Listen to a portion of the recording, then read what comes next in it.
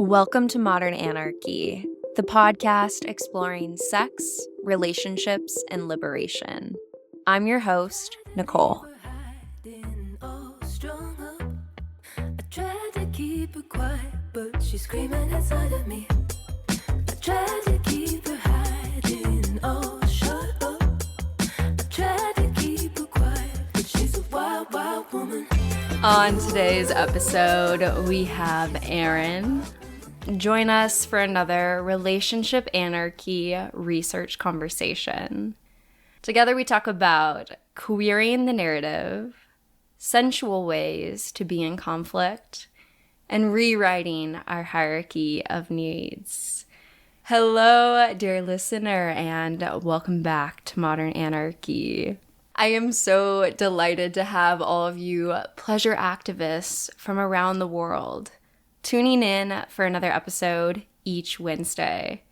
My name is Nicole. I am a sex and relationship psychotherapist with training in psychedelic integration therapy, and I am also the founder of the Pleasure Practice, supporting individuals in crafting expansive sex lives and intimate relationships. Dear listener, you know I love every Relationship Anarchy episode. It is such a joy to get to continue to nerd out on Relationship Anarchy. Dear listener, if you are new to this series, this is the continuation of my doctoral dissertation on Relationship Anarchy, which is available for free on my website if you want to check it out. The link is in the show notes below, and every time that one of you listeners trusts me to have such a vulnerable, raw conversation about your practice of relationship anarchy, I'm honored. And Fat Cat is also honored. These are powerful episodes for the movement, right? We all need community, spaces where we can hear the stories of other people who are practicing, to know that you're not the only one crying about these things. You're not the only one laughing about these same moments of discovery. And so I am honored to be sharing this episode with you today, dear listener. And the door is open for you if you are a relationship anarchist to answer the same questions in the form below.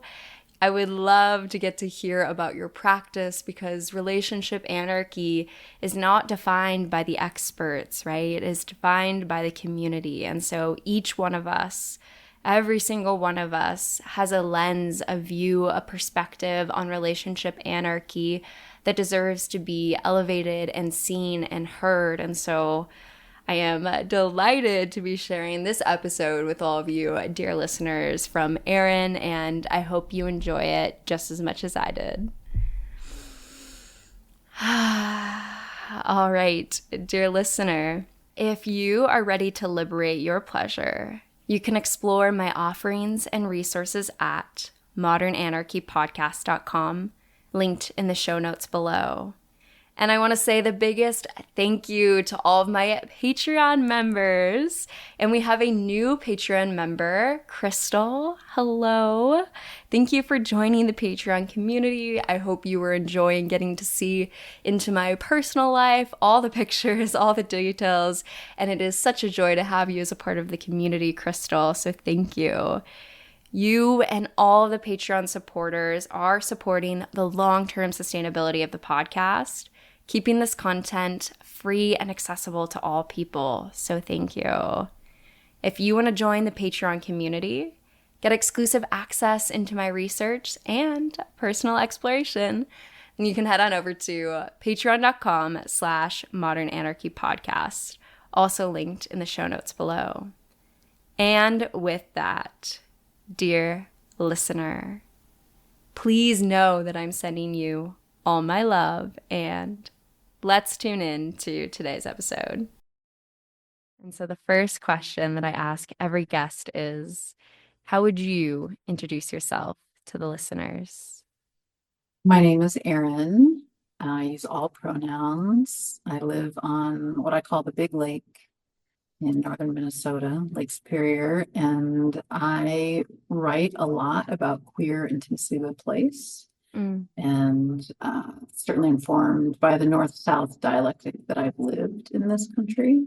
Born in Miami, Florida, and I've truly like moved from south to north to south to north over and over mm, again. And it again has informed how I build relationship with people, with place, other kin love, and both my craft of writing and the practice of being a pleasure activist. mm. You're in the right space. Yes, yes. I'm so excited to have you here today and get to talk all things relationship anarchy. Mhm. Yeah. Well, the first big question is, what is relationship anarchy? It was an invitation to people to do relationship differently. I think there are a Mm, lot of fantastic ways that people are queering the language and the practice of relationship anarchy, metanormativity, challenging the scripts. A lot of people are talking about unlearning, relearning, mhm, rewriting the scripts. To me, that's all about like queering, which, I use that verb a lot. And to me, it speaks to decolonizing many of the things that we've been taught and just challenging the status quo. So I mean, you just look at the words paired, relationship, anarchy. It's about doing things differently, about doing things more queerly. And I think really it's also an invitation to like tune in to ourselves and our collective mm, communities and to think not only about like individual wellness, well-being, but also like collective liberation. Those are all very much woven into people thinking about how to connect in ways that serve us and mm. the collective in ways that are just beyond what currently exists. So there's a lot of imagination in it. To me, that's an Yeah, element of queerness yeah. and just connecting with community, redefining community, rebuilding community, and also just holding different levels of both like vulnerability and strength at the same time, that the ability to like grapple with the both and instead of black and white, like Mm, certainly digging into the binaries that have landed us where we are and yes. ways that that keeps us isolated and feeling alone and unable to express ourselves fully in like Hmm. all the different arenas of life. So Yes. Yes, yes. Another world is possible, envisioning mhm. that world, seeing it, feeling into it, and then embodying it in the here and now, even though it's not here right now, right? But how can we live into that, into our relationships? And one of my long-term clients had recently shared with me that when he first heard my dissertation was on relationship anarchy, he was very adverse to it. He was like, relationship anarchy? You mean you're gonna blow up everything that I've ever done with my life?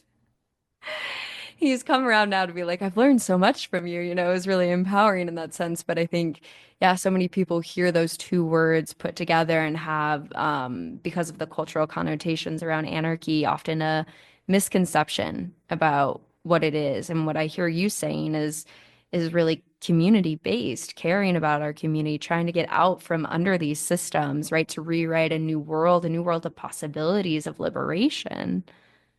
Yes. And I also think, again, it's like was finding pleasure in Mm, connecting with oneself. Because I think so much of the script of like an older script, the older scripts of the more normalized, socially normalized scripts of building relationship have to do with this, like whatever the language is, meshment, togetherness, interwovenness. And I think once we intimately engage with ourselves, then we can connect with, others, community, the wilds, in just profoundly alive ways when we're not following, literally like directives from yeah. systems. And it can be partners, it can be parents, it can be institutions. So we're like playing with all these things Hmm. and Hmm. making them our own and like I mean, there's a lot of rediscovery. I mean, I think there's also like I do a bit of meditation, and I think like especially in 2025, like revisiting the practice of like new beginnings and just thinking of beginner's mind and Sure. shedding older skin. So Yeah. and Yeah. doing it in like radical ways. I think there's a Humbling. radicalness to anarchy that a lot of people are afraid of, turned off by, and then to pair it with relationship, some of the most there is within that, like the possibility to be tender and vulnerable and sexual and creative. And so it's Mhm. as a writer, I love how those words work together and Yes. shake shit up. Yeah, So yeah, yeah, yeah. yeah, yeah, absolutely. Yeah, the radicalness, as you're saying. Mhm. And so I think that's leading into the next question, which is how do you practice it, right? You were talking about the relationship to self, this radical vision. I'm curious, how would you describe your practice of relationship anarchy? Well, I'm not from northern Minnesota. So again, Mm, like born on big water in Miami, Florida, and have for the last 20 years chosen this place as a home. I've come and I've gone and I've returned. yeah. And I think that is part of my practice, Nicole. It's Mm, choosing again, like to center a queer intimacy of the place that allows me to affords me a lot of spaciousness. This sure. place that's it's a value of mine, and I didn't have that language for a long time, but I came because of the water, and I knew that it was a place where I could create things like one of only two abortion funds in the state, and do pleasure activism work and really define a writing life.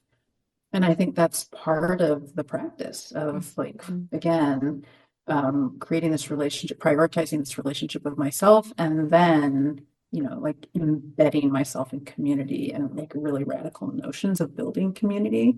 And I think it's been an interesting place to do that because the culture of Northern Minnesota is very contained. And so when you're passionate about pleasure and healthy sexuality and reproductive justice and relationship anarchy, you're gonna there's gonna be some friction there, and Mm, also people who like surrounded by people who are averse to conflict, and so I think mm, there are healthy ways to be in conflict and sensual ways of being in conflict that allow us all to grow, and it's just a weird, wild, ridiculous thing that I'm here and I love it and struggle with it at moments. I just spent five mm, weeks in Texas.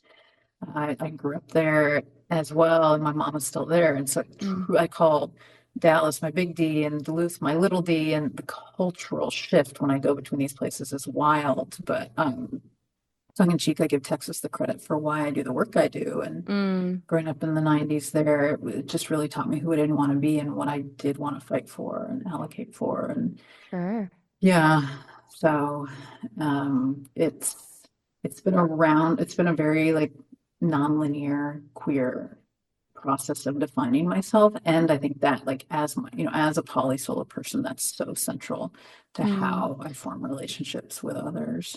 And hmm. again, like that includes place, people, Right. other can love. So risky Absolutely. creativity, that's something that's really important to me. Yeah.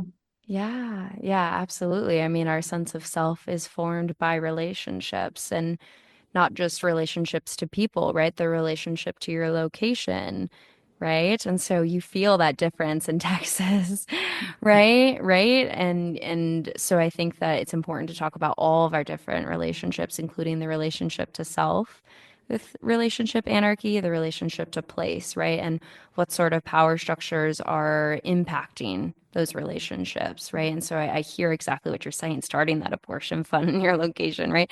That is a part of relationship anarchy, your location, and all of the political forces that are there that are impacting you as well as all of the people in that location. Hmm. And so I'm curious, you had said that there is a sensual way to be in conflict. In my dissertation, I remember interviewing a relationship anarchist who talked about conflict, doing it in like a fishbowl way. Have you heard of this? Yeah, it was really fascinating. And it sat with me for a while. When people in their community would have conflict, they would have the two people or whatever amount process it within the whole group. And so the whole group would watch, and then group would give feedback and listen and be a part of the conflict mediation. And it's something I've just thought about a lot as a researcher because often my interpersonal conflicts are done in a private space, right? Sometimes people have a therapist or a coach healer that kind of witnesses. Family dynamics often have this, but in a lot of our interpersonal relationships, it's very private. So it was really interesting to hear about an anarchist group that was doing conflict as a fishbowl style, and just I wonder if we would show up better. You know what I mean? If you had a bunch of people around you in a ring, like watching you, if that sort of influence would make you show up in a different way. But yeah, I'm curious what you have to say about the sensual ways of being in conflict. That's fun to ponder. I know, Just the right? language alone, also fishbowl. It Yeah. makes me think of restorative justice and Mm, how, that like holds people accountable in different ways and also offers a supportive community to think about it with like, like a more intimate circles. yeah. I like that fishbowl I metaphor. know. I Yeah. know, right? Because I'm part of a meditation group here, and we talk a lot about, we've been meditating together for 14 years, Wow. once a week. And so Wow. much of it has been, again, like breaking down so much of what we've been taught and really being honest with ourselves and with each other about the masks that we wear. And I think that certainly translates to any and all relationships, how we show up. And so, yeah, people really could choose to do that differently in, say, a group when you're navigating conflict. I also Mhm. immediately think of just the different skills that people bring to communication styles and skills when we're navigating through, harder conversations, intimate conversations, sensual conversations. Yeah. So if you can, rely and play with other people and different styles. One of my loves is in Minneapolis, St. Paul. I don't know if you spent a lot of time there. I think they're very queer pockets, like incredible ways of queering, I mean, individual relationships and then the creative collective. And the neighborhood that they live in is called the Powder Horn Park neighborhood, and I refer to it as the sex portal because it truly is like on a park, and it's just like everybody knows everybody, everybody's Mm, loving, everybody fucking everybody, and then like digging in. And so mm, sex portal, aka fishbowl, because yeah. they are like Yeah. finding ways to just move through hard things, like that come up in the neighborhood, that come up nationally. So Right. yeah. Yeah. Which is very different than in a lot of dating culture. Particularly often in monogamy culture, of you date someone and then you break up and you leave and you never see them again, right? There's not as much rupture and repair work that often happens in particularly queer communities because we're so small often, right? And so it's like you gotta, right? And so it's interesting to think about the importance of rupture and repair and conflict as a really crucial skill that a lot of us don't have education in when it comes to building community. Mhm. Mhm. So when you're talking about sensuality with it, I think about embodiment, right? How many of us, when we are getting in conflict, can still feel our toes on the ground, you know? How many of us can notice that our chest is tightening, that you're feeling that activation in the body? I think a lot of us go straight up into the cognitive and stop feeling altogether. Agree. I mean, and that's one of the many reasons why I live here, because there's something about, whether it's 0 degrees in March and or, I'm standing right next to that big water. There's something just ultimately incredibly sensual every Mm, season, every day that puts me in my body, brings me back to my body. The other thing is a person who's like moved many places and very intentionally chose this home. I'm yeah. surrounded by people who have lived here their whole lives, and the Mm, family, like they have deep roots. And I will say, like, many of those folks are white. And, alongside the city is so predominantly white, very segregated. And there's an incredible indigenous community here that also, like, intimately, sensually connects themselves with this land and ritual in a way that, white folks won't. And so I think of like there are different ways of being sensual specific to this very place that I mm, write about and I think about. and yeah. and for me, like I am white and I, again have chosen this home and I'm here because of the wildness and the relationships I've been able to build. And it's also though like there's a lot of privilege in that. So like how do I hold the sensual with the advantages I have because of this racialized culture that I've planted Mhm. myself in. So I think it's really important for me to hold, like, it's easy, especially as a writer, to quite literally romanticize the sensual and to Yeah. hold it with, the realities of settler colonial Mhm. history and present day. Mhm. So it's part of, like, I've been lucky enough to study quite a bit with Lon Rod Owens. I don't know if you know his Mm-mm. work. He wrote Love and Rage, and he's a self-proclaimed Buddhist fat BIPOC queen. And his Beautiful. practice is so rooted in being in the body, both with, Mm. like, what he calls an erotic ethic. I love that language. Mm. Just like a more trashy practice that's in challenging, like, the really rigid structures of these systems, and also being deeply connected, like the practice of being connected Yeah. with our grief and our Mm. heartbrokenness, Mm. alongside, like, a spiritual practice, a sensual practice. And I think, like, that's a lot to hold, but it really feels very, very deeply important for me to hold it all as often as I can. And so that is part of my sensuality, connecting, like, staying in my body, but, and also, like, learning how to grapple with these ideas and concepts and definitions that have been forced on many, many people. Definitions of self, definitions of other, definitions of ways of living. So I think Mhm. that's, like, there again is, like, a subversive nature to, like, boldly being queerly sensual. And that's Yeah. something that I practice here in this place, in terms of my sexuality as a pleasure activist and with other people. So, Mhm. and I'm lucky enough in my work to, like, along with the abortion fund, and my day job, pay job is with Planned Parenthood, and I'm working, hand in hand with sex educators. So we're Yeah. talking a lot. We're rooting ourselves in the bodies. We're like, lucky enough to teach alongside teens who are doing, Yeah. pure sex ed that is also, like, they are the people where they are, like, they're the safe folks to have, like, their classmates talked about sex and sensuality in their bodies. And so Mm. there again, nonlinear answer. That's how I I love root myself and it. communicate. And I mean, that is the sensual, right? It's Yeah. so. Yeah, absolutely. Absolutely. I mean, such a good answer. I was thinking about the field of clinical psychology and the way that it's pathologized so much of the human existence, right? I specifically think about prolonged grief disorder and the thought that we would diagnose someone with a problem depending on arbitrary amount of what is too much grief, right?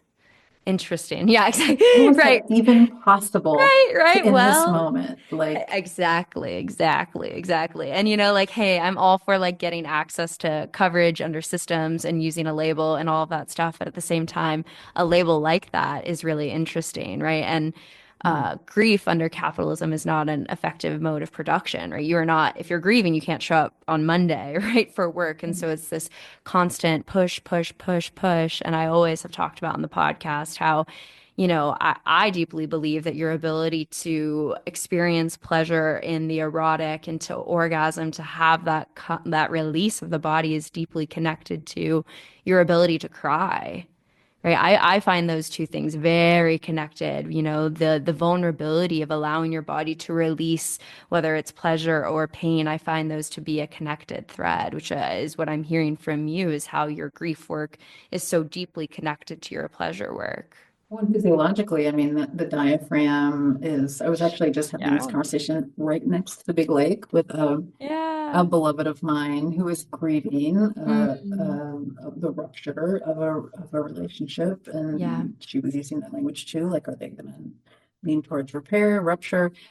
And I was talking about how, like, I think a lot of the heaviness of this current moment, I can cry. I am a crier, but it Good. feels very repressed right now. And so I do a lot of fake crying just to engage that part of my body, which is similar to, like, yes, orgasming, laughing orgasms, like, right there. Sure. It's just like the places in our body that hold all those emotions. There's Hmm. there's certainly a wildness to that. Right. And you can't choose what you feel, right? So the more that you open yourself up to pleasure, the more the pain you're Mhm. gonna feel too, right? And Right. so you're Yeah. really just expanding your capacity, which means you're gonna feel all of it. Yeah. Hmm. Feel and note it and yeah, Yeah, stay present yeah. with it. Mm. I'm curious too, you've talked about a couple of different community spaces that you've existed in for many years. I'm curious what lessons you have learned in the longevity of those communities, the many years that you have spent with all of those people. I know we talked about conflict. Are there other lessons that really feel prominent to you when you think about the years that you've spent in these communities? I appreciate that question. I mean, it's still baffling to me that I've been here this long Yeah. and the Hot Dish Militia, the abortion fund, I Hmm. co-founded in 2022, or in 2002. And so celebrated 20 years in 2022. And this is Congratulations. like, oof. So we Yeah. were all together last night. Our Monday meetings were organizing our spring event, navigating some community conflict and Yeah. using a letter to express ourselves. And so we worked, collaboratively on penning that and editing it. It was such a rich process, Nicole. That's Beautiful. something we've never done in the 20 years. We've done many things. And I think there's like one, we're just all so committed in that space. And then we just also, I try to insert as much play as possible. Mm, When you're looking at abortion rights, abortion justice, there's sure. again a heaviness, and we um, we really do that well. Like I think there were moments where you could tell. I actually joked, I'm like, this is why we get paid so much to do this work. We're all volunteer. Yeah, exactly. And um, but I think of just, like so recognizing the intensity Mm, of what we come to do, hmm. and then also, organize events like our bowl-a-thon. And so like, inviting the community to have a bowling party with us after we raise all this money that will support the fund for the next year. And the other event we have is the Hot Dish Bake Off. And so they're again like playing off food culture that Cool. was not mine when I moved here, but that's like 20 years strong now, that event. And so inviting the community to have Mm, fun and to show up for these issues and to support the work we do and one another and have a goddamn amazing party, like in the midst of it all. yeah. So I think that's Yeah. like I have gotta play. I love the intensity of this work, and it's also just an innate part of myself to infuse it with play. So whether I'm writing, whether I'm organizing, whether I'm fucking, like Sure. it's biking, it's there with me. And I think like it's been a powerful thing to do that in this pretty stoic community.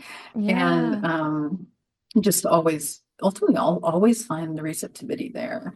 And I think Hmm. people have other skills that I am so grateful to be lucky enough to like infuse into my life. So I think that's a big one that has led to like the longevity of the militia. I'm 14 years strong in the meditation group. I've been Yeah. at Planned Parenthood 16 years, which is wild. Yeah. Just celebrated my anniversary, and then part of a very like beautiful multiracial intergenerational writing group, creative nonfiction writing Mm, group. And I think that beautiful. too of like we lend support to one another, and it's though it is not it's not about it's certainly about growing together and individually, but it's not about striving like beyond Mm, any one person or like right. the collective identity. Like we're really invested in that collective connection. And I just think that's something that has never been lost on me. Of like, again, Duluth was not on my radar, and I have been gifted these phenomenal opportunities to be in and with, just like the building of intimacy with so many different kinds of Yeah. people. Ah, so beautiful. It Yeah. really is beautiful. I mean, it's something Yeah. very special. My, sister's in LA. My bestie of almost 40 years is in New York, mom in Dallas, dad in Chicago. And I just feel really grateful. I call this little place my home, and I have Yeah. other homes, but it is special what I have here, and Hmm. how it all like has built. on the different piece, like one piece is built on the other piece and made it all stronger. And at the core is this, ultimately pretty radical work of, Yeah. however you want to coin it, relationship anarchy, certainly at the center of it. It's Mm-hmm. been like, I came out as poly in 2003 and there Yeah. wasn't even the language of relationship Sure. anarchy. And Yeah, now I'm yeah. like, yes. Yes, thank you. Thank you. Yeah. Yes, Yeah. yes, yes, So I yes. just wanted something different. And Mm-hmm. it certainly wasn't reflected, mirrored around me. And now more and more it is. Yeah. And you're doing this amazing work. So Yes. it's just fun to like grow my community, grow our community, Yeah. right? Yeah. Absolutely. Yeah. Absolutely. To connect with people from around the world and feel seen in those two words, right? And Hmm.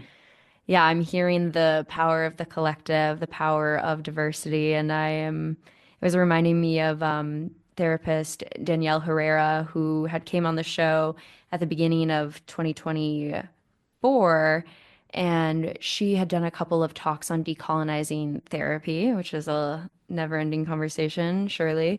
And one of the things she had pointed out was, Maslow's hierarchy of needs. At the very top is the individual, right? Like the individual, not the collective, right? Which is what she was trying to rewrite. Like if we were wanting to decolonize therapy, even that sort of concept that the highest peak of ultimate self-actualization would be the individual versus, oh, actually, I'm a part of a community, I'm a part of a collective, I'm a part of a generation, even, right? So just changing our frame here from the individual into the collective, which is what I hear you saying, just how much beauty and life you've gotten from all these different people. And also the importance of pleasure, like you were saying, right? As an activist, there's a never ending well of things to be working on in this system, right? And so you can burn yourself out so fast, just going, going, going, going, going. And so needing to find that dance between, the activism work and the pleasure work for yourself to be able to rejuvenate and still dance, finding dance as a radical form of political activism, right? To feel that joy in the body, especially as a queer person who's navigating all of these different systemic forces. I took tap dance, Nicole, for the Ah, first time in 43. I amazing. say I took a 43-year hiatus. How, Because when yeah, you're writing a musical, sure. you got to have some tap skills, and it was Yeah. so fun. It was actually their first class was on election night. Oh, that was needed. Lots of Yeah, stomping it into was that floor. needed. It was needed. That shuffle step came in handy. Yeah, yeah, I did it as a kid. I haven't done it since, but maybe I gotta get some shoes and start making some It came music. back pretty fast. Amazing, amazing. Well, Yeah. I feel like we're already hitting on some of it, but I'd love to hear more about why you practice relationship anarchy. Why is this important to you? I could not. I know, And right? I hate to answer in the negative, but I love that answer when people are like, well, why do you write? And I mean, I couldn't not write, and I Right. just think it's like, it's how I'm here to be in connection again with people, place, other can love. And I really trust that like the fact that you're doing this and I'm doing what Mm, I'm doing. And, I just learn about more and more people across identities that are drawn to finding something that brings them more pleasure, that makes more sense, that mhm. connects them more widely Yeah. to, an alive sensuality, a thing that they can embrace fully and make their own and Yeah. queer the fuck out of. And I mean, Mm-hmm. it's fun. It's a way to be really honest with myself and the world. I think that maybe if I need to pare it down like that, it just is honest. Like, when you just, when Yeah. something just intuitively, truthfully just settles in your body, it's such a visceral knowing. And I just Mm, read this phenomenal essay by mm. the feminist Jessica Valenti, feminist and journalist. And it's a book about women and gender expansive folks trusting their intuition. And she shared Beautiful. the whole story of like, which we've heard, a young Jessica trusting, learning to not trust, and then the process of like repair, of relearning. And that I think I read it a week ago, and it's just one of those pieces of work, pieces of art that has again lodged itself in my body, and it's allowing me to look at like my existence, the world in a different way, frame it in a different way. And it's just so helpful. Mm. And Hmm. I feel that way about relationship anarchy. Yeah. It's a whole different way of seeing myself, seeing the world, seeing one another. It's, you know, as a creative, as an artist, it's a reimagining. So it's like, Hmm. yeah, I can't not, because what I've seen in my like nuclear family, immediate family, didn't seem to work. I mean, I do actually have quite a few beautiful examples of, you know, mononormative, intimate relationships Yeah. working, and I celebrate those. Again, Yeah. the both and, right? Yes, absolutely. Um, but not for me, right? At this moment, if it shifts, great. And I just think like to create those spaces where, you know, people see me that way as like somebody who's tried something different on over and over and over again. And I heard a quote by a musician of just that, like, you're ultimately striving for failure because it means that you're growing in the process. Mm-hmm. And that, like, each performance is, you know, so different, but you're getting to know the music and the making of the music Sure. differently. Yeah. And I think of that as relationship, you know, like relationship in the same way Mm. of, you know, like the actual like definition of anarchy fits all of that, right? Like we're busting up the old, recreating something different. And Mm-hmm. that's a raw definition, but Sure. Sure. I hear how it. do you define anarchy? Oh gosh, what a question. See, I say you can ask me questions, then you turn the table. I'm like, damn. In this Um, moment, how in about in this, this moment, right, and right? that's yeah, Like, yes, yes, yeah, yes, humbling. yeah. Um, yeah, when I think about the first time that I read about the concepts of relationship anarchy, there was something that spoke to me in my body as well. And you had shared about that. You're not the first person to say that. Many people I have talked to just felt a knowing. Some people have called it like a bell that they just heard ringing and vibrating in their body that spoke to them. And there was something very similar to me of reading it and just feeling like I remember reading it and then going for a walk and just joyfully skipping and feeling like I unlocked something of like there's so much possibility in my life that I had never thought of before. So I think when I think of anarchy right now in my life, I think about it as community, which is a humbling journey. And hence I think where when we started this conversation, I was talking about conflict and what it means to go through those things because I've also been reading Dean Spade's book, Loved in a Fucked Up World. Have you? I love that. The listeners can't see, but they just pulled up the book. Yeah. Yes, yes, exactly, exactly. And it was cute because Dean was writing that when we first recorded like many years ago Mm, on the podcast. mhm. And so it's so cool to have their book out now and be able to go through that. And they talk a lot about conflict and all of that and what it means to build community, I think, is going through conflict and holding one another. And I particularly think about that as a therapist, right? Because often we get into this space where like, oh, this person has all these issues, they should go see a therapist. Right. And so we kind of like push people out into a profession under capitalism, under this whole system, right? And what does it mean to actually hold each other in our actual communities and not just be like, oh, outskirt this sort of difficulty? These are the things I think And it's about. transactional almost Yes. always. So you pay Oh, for it and yeah. like, Uh-huh. yeah, heal while playing the capitalist card. Yes. Yeah. Yes. Absolutely. And so I think about all of that. I think about the feminist saying that the personal is the political, which means every single conversation I have is political. The one we're having now, every interaction, there are a multitude of forces that are at play. And so I believe that the revolution begins in our relationships. And there's so much that's outside of our control right now. So much. And so, what does it mean to be present with you, to be present with the people in my community, actually slow down and see them? That's what I think anarchy is right now in our current day and time. And so I'm very humbly moving through the multitude of lessons of the different people that look at me and call me in, not out, but call me into deeper expansion and growing. Gratitude for the people who have done that. And then how do I do that kindly to the people around me? I mean, it's a humbling journey that I am confident I will get to my deathbed whenever that is, still going, wow, I learned so much and there's still more to go, you know?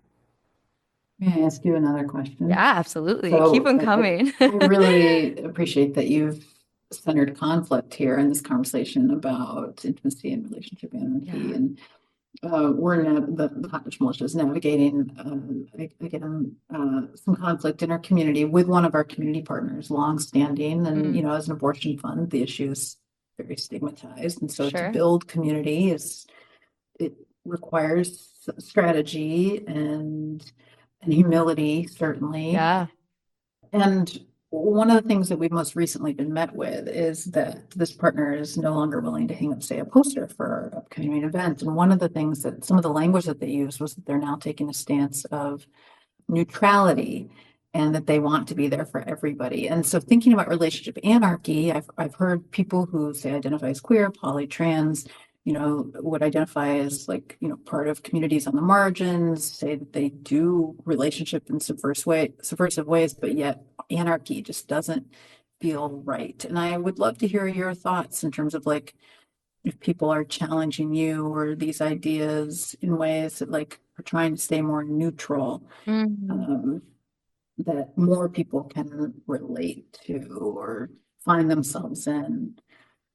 Yeah, so I feel like I'm hearing two questions there. If so, let me know if I'm hearing that correctly. A question about neutrality under the current systems, as well as a question of anarchy and helping people to see what it is. And how like you would locate either one of those arguments or how you do in, say, like the larger umbrella of relationship anarchy. Like people are turned off by, the word anarchy, maybe as much as they're turned off by the word, maybe not as much. I don't know. We don't have to quantify it as Sure. abortion. And so I'm just thinking, like many things that I've listened to. Kim Tallbear is an Sure. incredible mentor of Yep. mine, and I know she's grappled with that too. Like loves what relationship anarchists have lifted and centered, and in terms of challenging the settler state around intimacy and pleasure in relationship, and though chooses to not identify as a relationship anarchist. And I Hmm. think some of that is certainly grounded in her identity as an Indigenous woman, Indigenous queer. I would just love to hear your perspective on that, and if you have moments of conflict that you can remember that are somewhat related to that, run parallel to. Yeah, I mean, neutrality is still being complicit, right? I don't think there is such thing as neutrality, right? That's what we argued in the meeting last night for about 45 minutes. Yeah. Yeah, yeah, I mean, we weren't that, arguing amongst ourselves. We were in agreement and just trying to figure out how to assert ourselves. Like, especially right now, there's no such thing as neutrality. right. And like again, especially around issues that are so subversive, like body autonomy and relationship anarchy. I mean, those are all woven together. They're not separate. Uh-huh. Um, Uh-huh. Absolutely. And so. so I would agree that there is no such thing as neutrality, especially under our current conditions, right? And I appreciate even, the Dean Spade book that we're talking about. It's not titled Relationship Anarchy. And yet so many of the same concepts are there. And so often it's not that I have to come forward and be like, "Hi, I'm a relationship anarchist. Are you one?" Like that's not always the most powerful way to connect with people. I would much rather hear someone say, "Yeah, I care a lot about mutual aid and showing up for people and trying to expand how these systems are impacting us and becoming more aware of it so I can better show up for the people that I love around me and to write our own narratives of relating." That's beautiful. I don't care whether you call that relationship anarchy or not. Like it's about the values, right? And so I think often if people are put off by the concept, sometimes that can be exciting because it pulls them in, right? So much of sexuality I feel to be like this really juicy candy. Like, you want to learn about this? You want to learn? Like, come. Like, let me tell you. All of the systems that are present, right? It pulls so many people in. So I think anarchy does have that of pulling people in out of curiosity. But for the people who are turned off by it, there's so much more to speak to the values without having to name it directly. Do you know what I mean? Mhm. I think when you talk about the candy too, it's fun to layer, excuse me, layer these identities of, say, like gender, sexuality, Mm-hmm. relationship. Mm-hmm. And then, I mean, really those words, I think they draw people in Yes. different ways, like whether from, say, like a place of pleasure and or a place of resistance, you know. Mm-hmm. Absolutely, because it's often, one of the big things I talk about is how deep it is within our unconscious. Yes. Right. We talk about all the different isms and mononormativity, all of that is a part of this as well. And it's deep in our unconscious. And I think that's something for me in my own journey to have compassion for when I'm going through moments of expansion, right? You were talking about it like a dance. I often think about yoga and movement. Stretching is often uncomfortable, right? We don't want to pull our muscles and actually harm ourselves, but that space of a little bit of discomfort as you're stretching to expand the muscle can be really uncomfortable. And so in my expansion process around these ideas, there's been so many moments of discomfort and kind of battling with, let's not use a language, right?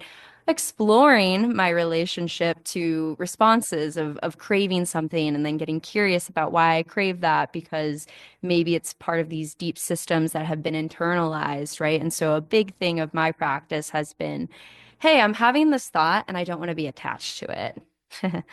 I'm noticing the thought. I'm not going to ignore it, but I'm not attached to it. I want to get curious about it for myself, or if I'm in relationship with someone, I'm curious about where this thought is coming from, right? And so I think about that as a part of the expansion is knowing how deep all of these systems are within us. And so getting out of it is going to take a lot of internal reflection in community, but a lot of internal reflection, discomfort, and realizing that some of our initial reactions are not things that we should be attached to.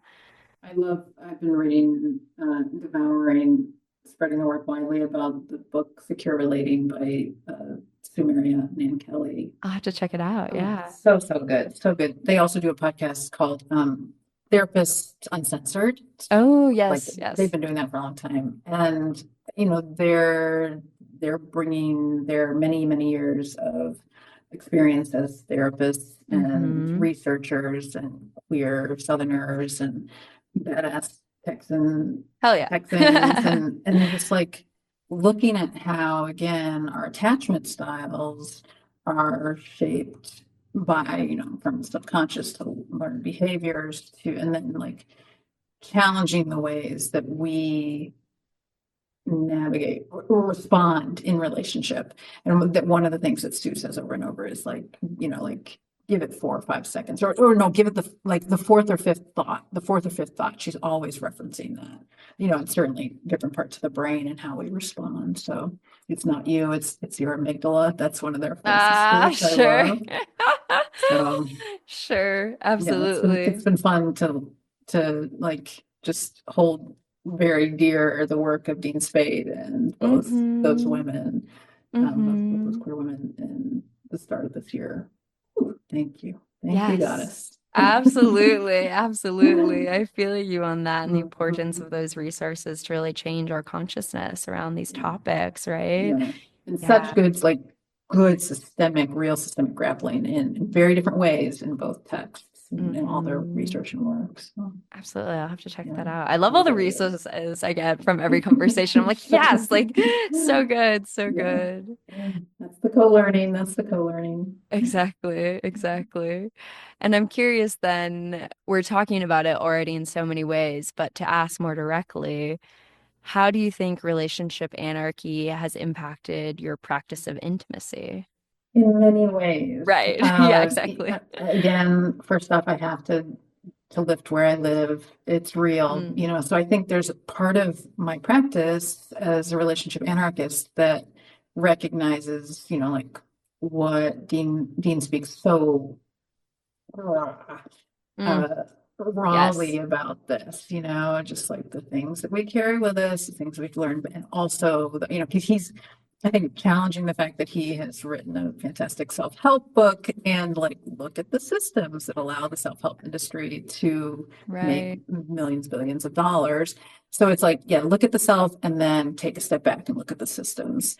And so I think, when I first came out as poly and then later as poly solo and, have tried on and had fun, played with, identities like relationship anarchist, it's been part of, just like doing that dance, doing that Mm, tap dance of like kind of in and out, of like hmm seeing those things, seeing like what shapes me. And so a lot of that is not, it's physical, but it's also heady. And so how does that mm, yeah, how I'm constantly asking that question of like, and I do the work, like I'm literally situated every day in the reproductive justice and sexual health movement. And, people have their own responses to that. So it's like, again, coming back to my body and my community and a very racialized identity, of like, how do I also show up as a pleasure activist and recognize like what that means as a white person to say, Sure. and to say, to like advocate and organize events. I created an event called Pleasure, Bodies, and Justice, PB&J, inviting the Cute. community I love that.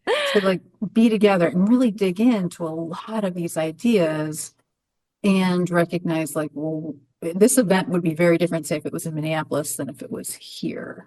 And Sure. so to like let people have their responses to these ideas, to these ways of expansion that are quite specific to this place. And so, I mean, I say all of that, but it has been a like a grappling. Like it drives me bananas at times that Mm, there's the resistance there is, and that I write a blog called Sex in My City that right. literally explores the sexual climate of northern Minnesota. It's part, Mm, creative project, risky creative project, part survival living sure. here. Yeah. And just, like it's part of my practice to meet people where they are, meet myself where I am, to Right. like get out of my head, to be really proud about how my own sexuality is loud. I was told Hell last week yeah. that like something that I really believe in and I'm like 100% committed to advocating for until I croak and I'm not in this meat suit anymore, that it's too loud, that we're being too Mm, loud. And I think like, we can unpack that in a million yeah. Yeah. ways. But I think that's part of it too, of like recognizing when I need to turn up the volume and when I need to turn it down, especially Right. as a white person, Right. and Exactly. I Yeah. think that's exhausting.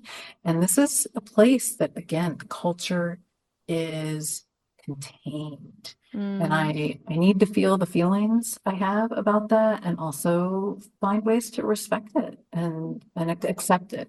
Maybe accept it is a better, I think that's a constant part of the practice. So mhm, that all informs who I am. And I do, again, I come back to the wildness of this place because I think there's mm, something in that that just, offers just a way of being mhm, that the work, the creativity just can't. mhm, I don't know if mhm. that makes sense, but it is, I can see it now, 20 years in, that it's in many instances it feels like hitting my head against the wall. And though it's Mm, been so beautiful to stay really present, to stay here, to not to mm, leave, but then to come back and allow. I was reading Haruki Murakami's newest book last mhm, night, and a complicated literary figure. And though what I love about his work is that he centers the stillness that I think is certainly part of like Eastern culture. But there was mm, a sentence that stood out to me, Nicole, last night that just yeah. said, and I was writing about like even before I read this segment of like and I'm thinking like, why am I so drawn to his work? Why have I been?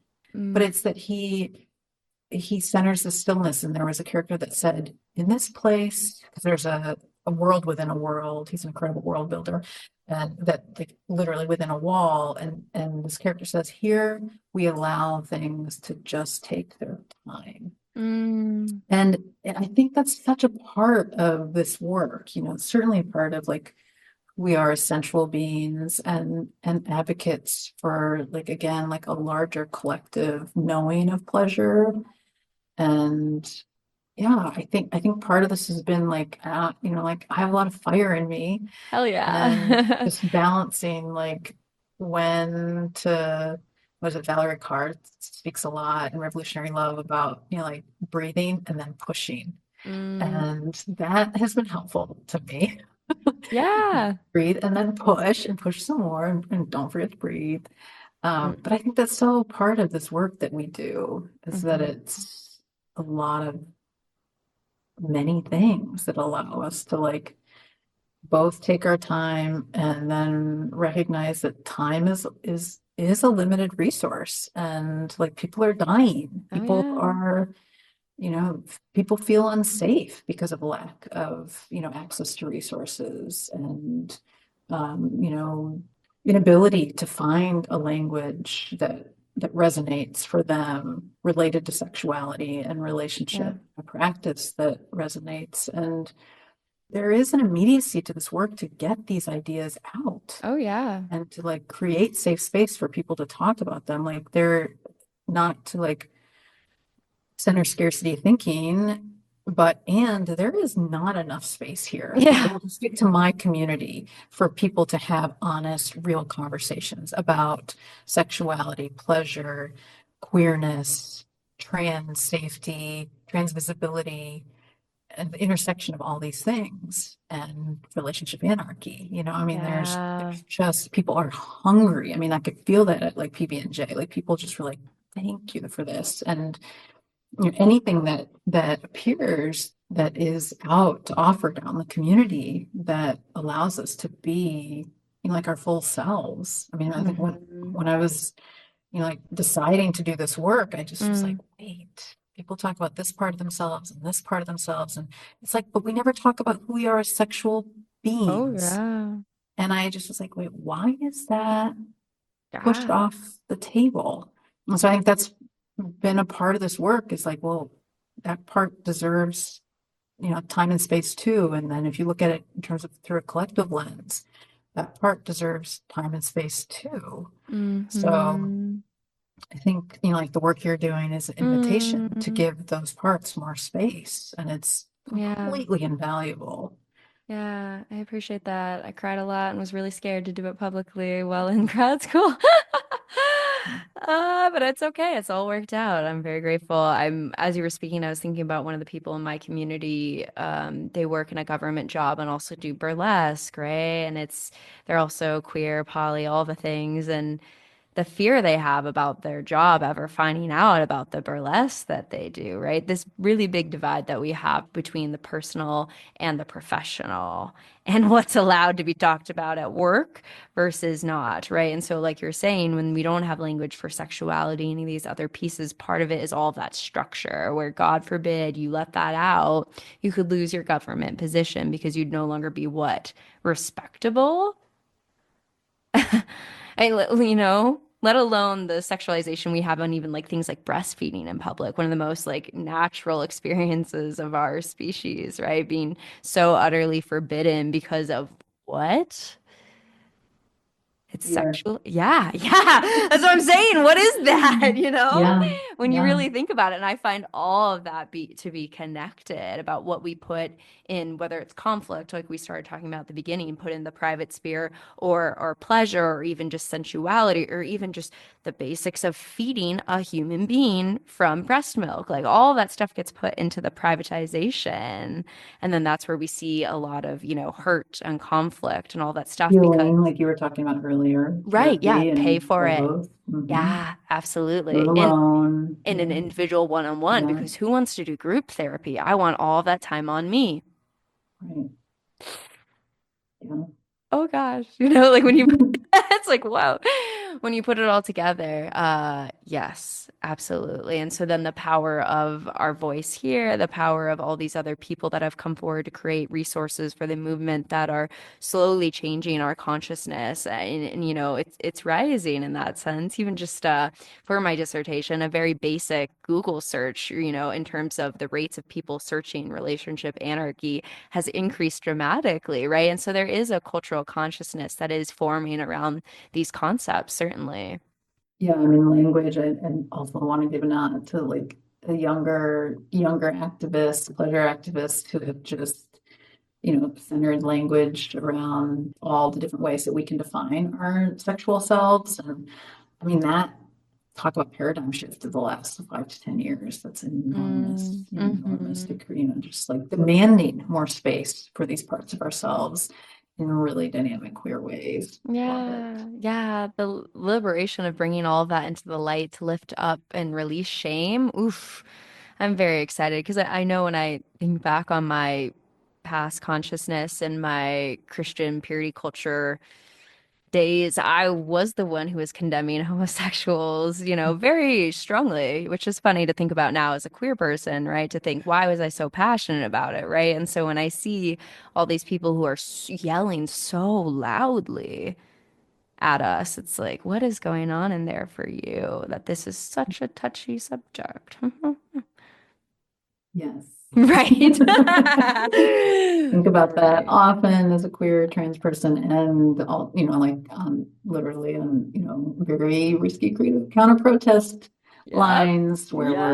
we're, sharing space with anti-choice folks Oh, and yeah. just lots of questions, lots of questions. Yeah, absolutely. Well, I'm so thankful for the work that you do. Mhm. The abortion that I had when I was in my early 20s, you know, is the reason that I have the space to do all of this. I don't Mm. know what my life would have looked like if I didn't have that opportunity to do that. I sure I could have maybe gone to grad school and done all of this stuff, but it would have been a very different world. And so I'm so grateful for the people that do that sort of work because it's absolutely needed. So thank you for the work that you're You're doing in that welcome. space. Thanks for Yeah. and sharing your story. That's so important. Yeah. Absolutely. Absolutely. And so I'm curious, the last question that we have of the research is what are some of the difficulties that you've experienced with relationship anarchy and some of the joys? Hmm. Last question. I actually have two more. Sorry, I forgot Oh, there's okay. also what Okay. do you wish other people knew? So I'll bring you towards Oh, that when wow. we get Okay. there. I think the difficulty is choosing to live where I live Sure. and love it, love the wildness, and also recognizing that and we've talked about this already, that there are just like cultural limitations. Right. And I think many relationship anarchists and similarly identified folks are, challenging the systems in terms of like how to be, more represented, whether it's in like Yeah, by therapeutic sure. institutions, healthcare, medical industrial complex, just to be seen and to be cared for. And then I think when we're talking about whether it's middle America or rural America, there is an element of, and the internet works for some people. I'm very much like prefer to be, creating relationship and intimacy in person. And so I think there is a challenge that's important to be really honest about. And again, that's part of why I do the blog work, my writing, Yeah, Sex in My City, because it is different here than it is even in Minneapolis, referencing, but certainly like the stories I sure. hear about being a poly solo, queer, trans, anti-racist in LA and New York. And I think that like those stories need to be told. And it's been, I also am like I'm 47 and so I think like I have been doing this work in a way that's like it's located differently than say folks who are in their 20s or early Sure. 30s Totally. and have a vaster community of people that are also grappling with these same things. A lot of people have in around like in my generation have decided to Yes. do relationship in a more normative way. Right. And so there is a part of this that is like part of my process has been to like hold space to connect with other people and to queer that process, but also be really real. Like this has been intense to do this work To at put it this lightly. time. Yeah, Yeah. yeah, yeah, Yeah. And I love my solo yeah. space and I love being in community, but that has been part of like me again, like being just really honest with myself and Mm, with others. And it has, certainly informed my art. yeah, And so I think there's just been a difficulty in like where I am, where I call home. And it's not just here, like Durham, North Carolina is another home. And, like I love the southernness there. There's like a grittiness, there's like a creative pulse that is like no other. And yeah, that too was an interesting place to be, a relationship I'm anarchist sure. and queer and trans. And so I completely trust these places though, these relationships that I've made with Mm, place yeah, and the people that come my way. So part of it is just allowing it to, like, allowing people to, again, like allowing it to take its time Mm-hmm. and to be present with my heartbrokenness in that. Sure, So sure. yeah, Absolutely. so I would say that has been the difficult. It's like we're the folks pushing. We're like at the edge, and it's amazing to see. Lama Rad talks a lot about. He's around my age, and he talks about being an elder in training. And Mm, I really have. I just had the most amazing elders in my life, starting with my very beloved Grandma Ruth. And so mm. I'm like, if I can aspire to, that's what I'm in training Yeah, for, and that's what's part of this. And yeah. so it's interesting to think, like, I've had so many people, the language, the feminist language of, like, the people before me, Oh, like yeah.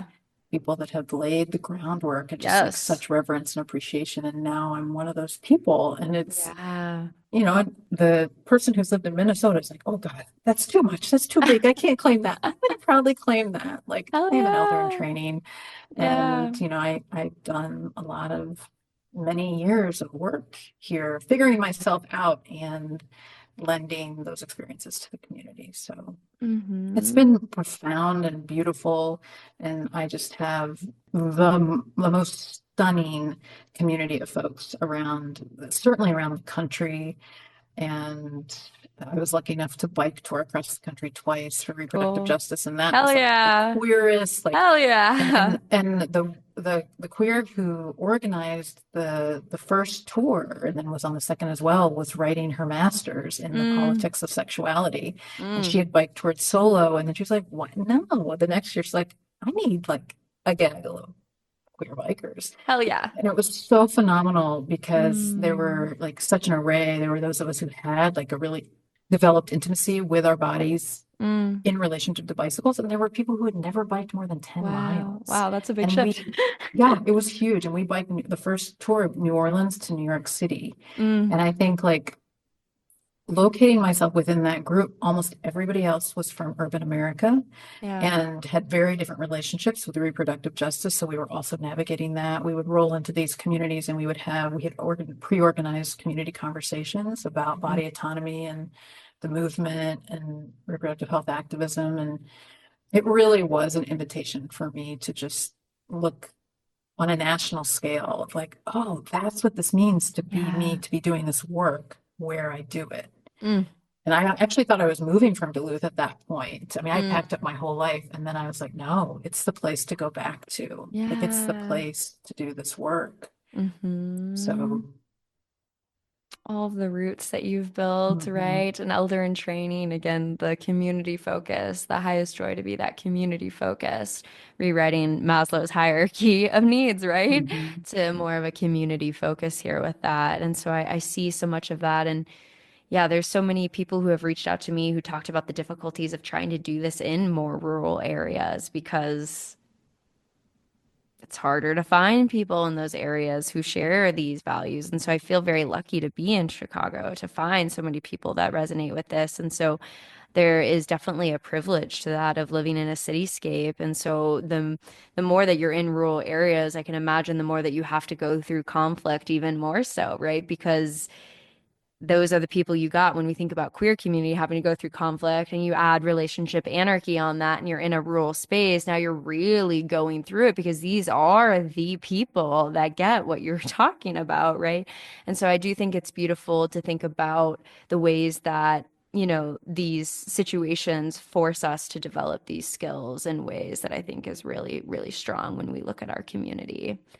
Yeah. And they can not get you too. They Yeah, can be yeah. like your community, and then they can not get the parts of you Yeah, that they can feel really threatened, by, say, the relationship anarchy, the queer sure. ways of doing. So that's been interesting too, to, like, build community around identities and issues, and then to have, to me, identities and issues that perfectly complement, like, queerness and transness.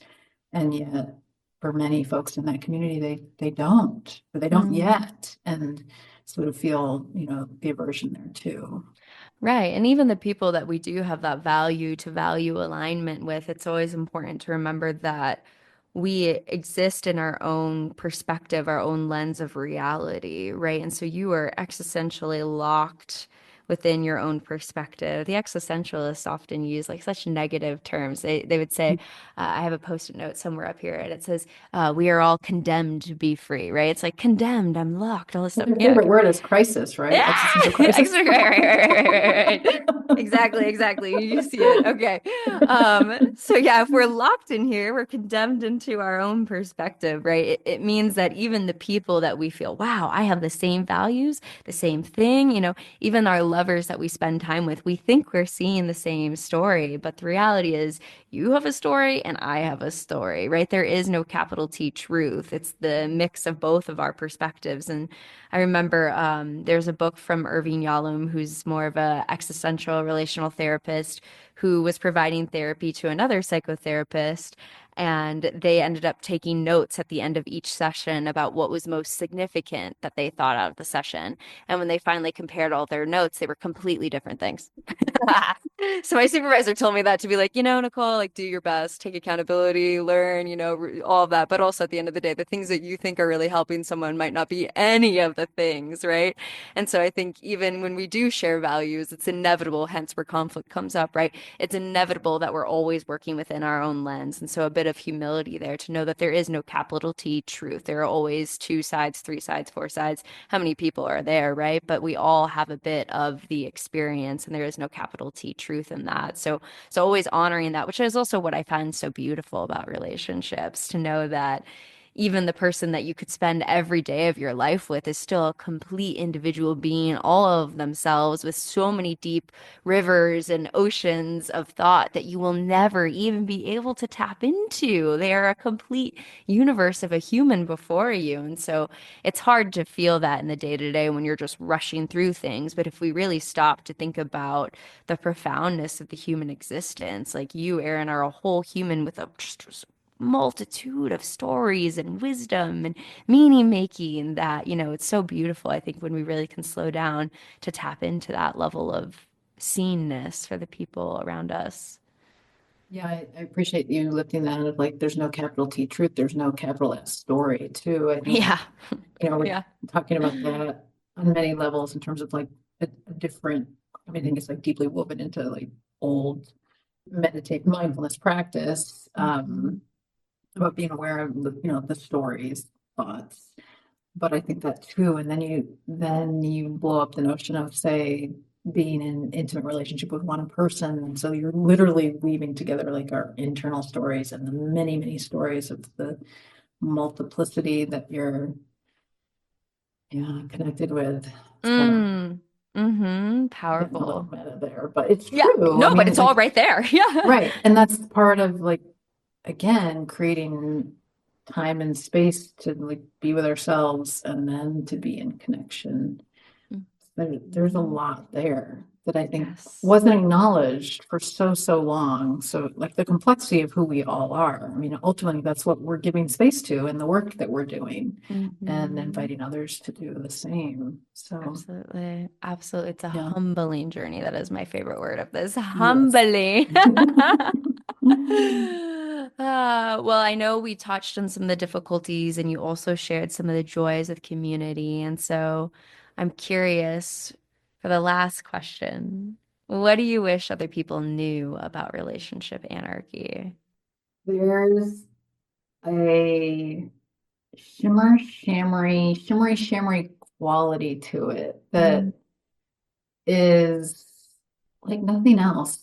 It's yeah. it makes me think of, I'm here less than a mile from the big lake, from Lake Superior, and not everybody resonates with big water, but a lot of people do. And I think there's something in it. Nicole Oh, just held yeah. up her hand. Yeah, yeah, She yeah, can yeah, your yeah. hand. I'm from California, so I grew up at the beach, that's so essential to me. Yeah. Yeah. And I think it is, I think because there's a depth to it that, I think the words, language can be somewhat limiting. I love both those words. I love how they're paired. Yeah. And the like elementally, what's there is that vast. And I think it really does, I keep using the word invite, but I really do think relationship anarchy invites every person to like redefine, Yeah. reconfigure, rediscover these parts of ourselves that have been defined and configured by other entities. And I think just Right. there is, again, we can make that heady, but we can also be so completely in our bodies and in community with these ideas. And I think there's, I mean, I'll center freedom here. There's a Yeah. freedom that is here within the practice, within the knowing, within the connecting about relationship anarchy that I feel, say, when I'm standing next to Lake Superior and I'm, like fucking another person, when Right. I'm like climbing a tree, when I'm bicycling across the country, when I'm Yeah. organizing an event, when I'm really loud about injustice, when Mm. I'm writing a piece, editing a piece that just it's like, how did I not tell this story before now? Yeah. So I think it's Yeah. all those things. It really is just it's sensual, it's alive. And Mm. I want people to know that and to try it on for themselves if it feels right. And we are like right at the beginning of this. There Oh, are yeah. so many people who like deeply, deeply desire ways of doing relationship differently. Yep. And that excites me. We're in this together. That sounds Mm. somewhat cliche, but like we are, like it's such a collective effort. And I think sometimes people feel really isolated. I lift that in terms of the difficulty, but this is movement work. And Oh, as a person yeah. who's like rooted, themselves in movement work for my adult life, and even before that, like that to me is so profound. It's like we are Mm. so ready for this. And I think that Mm-hmm. trusting that is something that like galvanizes me and gifts Yeah. me with like pleasure and trust in ways Mm-hmm. that like maybe right now, this moment in 2025, seemingly few things do. But I come back to that a lot. That's why I'm doing the work I do. Like I want to share it, Yeah. because I Yeah. really to have that trust in it, in all the people that are being drawn to it is, Mm-hmm. I mean, just an incredible gift to like just like full body Yeah. gratitude, right? Yeah. The way I Yeah. would define love, that I get to live and Mm. practice love. And Mm-hmm. yeah, I mean, it's radical. It invites me to engage my imagination alongside other people. And those are Mm-hmm. the things I live for. So yeah. Absolutely, absolutely. Yeah, yeah, I can feel it in the ways that you're speaking about it, the way that it lights you up. It gives you that zest for life. It's difficult work, challenging work, but it's also pleasure filled, right? And that being that balance between the two. And so it's The been, coolest people are doing it. yeah, yeah, yeah, yeah, absolutely. We are a ball to The hang out with. most amazing people. Yeah. Yeah. And I always think about it too as a sort of metaphor if we think about our relationships as a paint by numbers, right? Relationship anarchy would be coming in to say like, hey, well, let's think about these lines. Let's think about the colors that they've chosen. Mm. Let's think about who sold you the paint by numbers and said this is what you were supposed to do. Who's benefiting from that? Are you benefit, and then transitioning into a blank canvas which, the existentialists will say that anxiety is the dizziness of freedom. It's Kierkegaard I have up there, like, right? So when you look at a blank Can you say canvas, that again? You said that. anxiety is the dizziness of freedom. Mm. Yeah. And so when you think about a blank canvas, that can be very jarring, right? As an artist, I'm sure you understand that, right? What am I putting up on there? We're all artists. I'll also stand for that. At minimum in the narratives that we create about our lives and the stories of who we tell ourselves we are. But when you look at this blank canvas of relationships and you have all of this freedom, it's the joy and also the fear of that, all of the endless possibilities that you create but I will choose that any day over the paint by numbers and being put Mm. into a box and sold something. I will choose the freedom and the fear and the unknown of whatever I'm creating for the joy and the life force that I feel in my body when I live into this. Like you were saying at the beginning, the authenticity and the honesty that you find in your relationship anarchy practice. Yeah. Yes. Yeah. I love that we circled back to paint too. That was the very first couple of sentences that we shared. Absolutely. And when you were sharing about nature, I was just thinking about how I feel like maybe not answers to life, but just the wisdom of life being paralleled in lots of different windows, right? Whether it's painting or nature or these other moments where you can kind of look and see wisdom from all these different things that parallel out. So, Offers just connectedness mhm. that is very alive. Yeah, Yeah. yeah, absolutely. Well, as we're coming towards the close of our time, I'm going to take a deep breath with you. And I'm going to check in and see if there is anything else that you wanted to share with the listeners. Otherwise, I have one final closing question for you that I do for all of the guests. I'm very content. Okay, great. Well, then the last question that I ask every guest is, what is one thing that you wish other people knew was more normal? Hmm. I often choose to not use the word normal. Anarchist check. That is the secret test. There you go. Yeah. Uh, so pleasure is a really fun word to use out in the Alps. Oh, yeah. People always think I'm talking about sex whenever I use that word immediately. I'm like, wow, expand, folks, Yeah, expand. Have you ever had a yeah. bowl of ice cream? Wow, like pleasure, pleasure. Yeah, I think Yeah. that, just like go use the word. Let's all use the word pleasure more. And queering Mm-hmm. too. I love the word queering. They go so well together. Like queering pleasure. I'm in. Mm-hmm. Mm-hmm. Absolutely. Does that answer your Absolutely. question? Those are Yeah. good. Yeah, it does. I think queering pleasure is a great answer. Yeah, And I they're feel everywhere. Like they're everywhere. yes, right. And I find that to be so deeply connected to relationship anarchy, and everything that you have shared today has been that deep embrace of the pleasure and the pain, right? What does it mean to work within these systems and against these systems, and to have hope and trust in that another world is possible, and that we can bring that world closer into our current reality through our interpersonal relationships, and trusting, just as there are people who have come before us, right? We stand on the shoulders of giants, as you've spoken to, that we are also laying down that groundwork, like you said, an elder in training, right? For the future generations to run with the liberation that we could have never even dreamed possible. I hope their psyches are less burdened with some of the stuff that you've gone through, that I've gone through. And that brings me joy every single day that I do this work. Yeah. Thank you so much for this conversation. Course. It's been such a joy. And before I let you go, I want to make sure I also ask, where can people find you who have really enjoyed everything that you've shared? How can they connect with you? Well, I have a blog called Sex in My City, and it's at erinteodaniel.com.